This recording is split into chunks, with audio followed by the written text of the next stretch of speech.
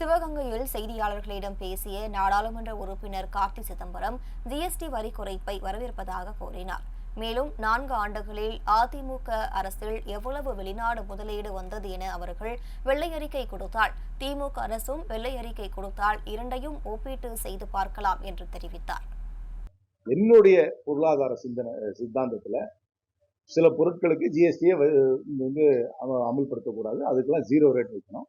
மற்ற எல்லா பொருளுக்கும், மற்ற எந்த பொருளாக இருந்தாலும் அதுக்கெல்லாம் ஒரே ரேட் இருக்கும். அப்படித்தான் இருக்கு உலகம் ஃபுல்லா. ஜிஎஸ்டியா இருந்தாலும் வேட்டா இருந்தாலும் ஒரு ரேட் இருக்கும். ஒன்று 0, இல்லாட்டி 15, 18 அப்படித்தான் இருக்கணும். 3 ரேட்டா இருக்கலாம். ஆனா அதெல்லாம் குறைச்சி இப்ப இது வந்ததுக்கு நான் வரவேற்கிறேன். இன்னும் போக போக அந்த நான் சொல்ற நிலைக்கு வருவார்கள் என்று நம்புகிறேன். ஆனா தமிழ்நாட்டுக்கு அதிக அளவில் முதலீட்டு வந்திருக்கிறது. அதுல வந்து வெளிப்படையா இருக்கும். அது வெள்ளை அறிக்கை கொடுக்க வேண்டியதானே.